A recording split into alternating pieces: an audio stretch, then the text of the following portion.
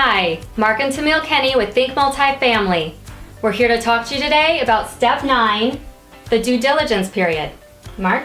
So we talked a little bit about it already, right? As far as the contract, the PSA is going to have the time frame for it. So let's just say time is 21 days as an example. The 21 days that you have to perform your due diligence. Right, and that's going to be physical due diligence, the property, looking at it, and then any financial due diligence you want to do. So you're going to engage a third-party company, or you should, unless you're a contractor and can estimate everything yourself. But you're going to engage a third party to come and inspect everything. Ideally, you should be there with them and walk through as many units as you possibly can. If it's 100 units, you want to make sure that you look at all 100 units. So what happens if there are certain units that you can't get in for whatever reason? Maybe the tenants have changed the locks on you, or double locked and won't let you in, or there's vicious dogs behind the door. What happens then? No doubt. So it has happened. It's happened to us before. We tell them that they need to drill the locks. Okay. So we're not gonna not look at a unit. Now, if you have 100 units, you don't get in one or two. You know, you make your own determination whether that's a big deal for you or not. Right. But we had 208 units. We couldn't get into 38 units. So they had to go back and drill all those locks. Right. So that's important, right? Right. And you look at everything, right? And then you're going to do, like, let's say, a lease audit, right? So the lease audit is going to take all the leases, and they're going to look at them to see, are people paying what they are supposed to pay? Is there anything in the lease that I need to be concerned about, like maybe the promises around free cable? We had a property like that, had free cable. Yeah. Well, we wouldn't have probably normally done that. And you might have some tenants that don't have any leases at all, right? So usually you can do it yourself if you want to, if you know what you're doing. If not, have a property management company do the lease audit for you. They'll put a report together with all the potential issues that they see in the leases. What happens if, say, you have 100 units and you find out that 10 leases are just missing? What happens then? Then you're going to want to have the seller, put a lease together for them and have those tenants sign the lease. Okay, good to know. And then you also want, for the lease audit, you also want to know how long their leases are. Are they a year, 6 months, 3 months? Right. We've even seen some leases that go like maybe 18 months. Right.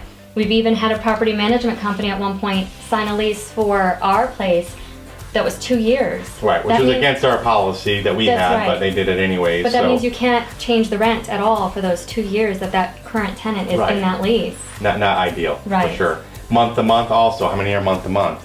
Usually someone month to month should be paying a little higher, but you also have the risk that they can leave whenever they want. Right, which could be good or bad based on the tenant. How they are. Right.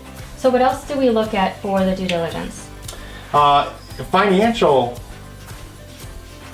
due diligence, you're going to go through things, let's say you have a rent roll, which we talk about in step 4, analyzing the deal, but you have a rent roll and it says, that you pay whatever, $800 a month. Well, I want to then make sure it's in the lease. I want to make sure it shows up on what's called the general ledger. And it's being recorded financially that you're paying $800 a month. I want to see that it actually shows up in the bank statement. Right. That your check for $800 was deposited. So it's actually, following the money basically and making sure that through the financial due diligence, and then also things like utility bills.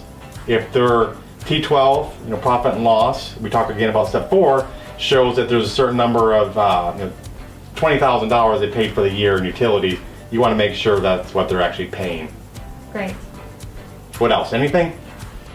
So another thing to consider when you're doing your due diligence is the cost of the due diligence process itself.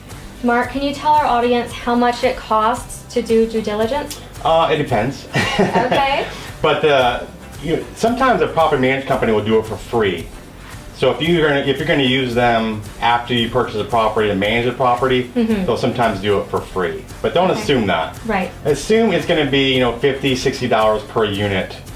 So 100 units, $5,000 you're going to pay, a due diligence company. Right. Now remember, we talked about early access agreements. So if you have an early access agreement and you don't move forward with the contract, you're out that $5,000.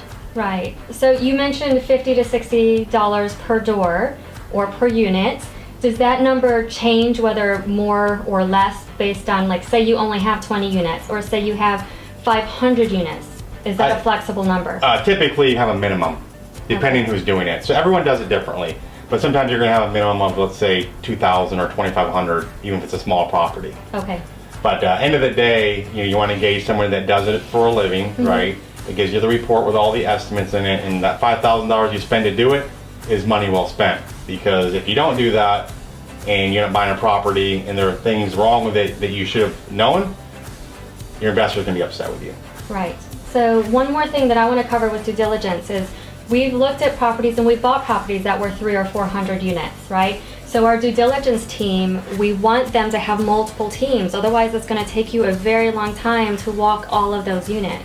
So we like working with a third-party due diligence team or our property management company that works with teams that can bring in maybe 6 or 8 people so they can kind of divide and conquer. Ask them that up front. How many units can they walk in a day? It should be roughly about 100 units a day that they can get through. So we had an experience, we looked at over 200 units and 2 guys showed up. Yeah. And then that's not ideal. Right. So the other just real quick thing about the due diligence is that we had some on our group too where they were like, well, we're all the people, right? And people are walking units, but people that do the roof, electrical, plumbing, they might show up 1 or 2 days later. They're not necessarily all there because they're kind of working around their schedule. But you want to do things and have them, scope the lines and things like that. But it doesn't necessarily happen the same day you're there. Right. But you need to make sure it happens. So we talked about the time frame, the 21 days time frame to do your due diligence. That's kind of like a tongue twister, right?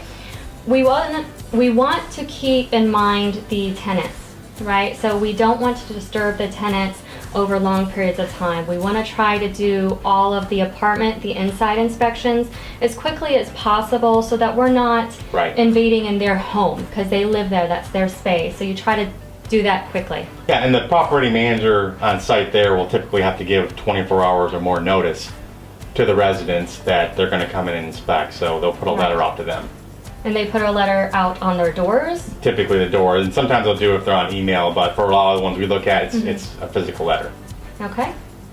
Well, that's all we have for now on step 9, doing your due diligence. Stay tuned for step 10. Bye for now. Bye.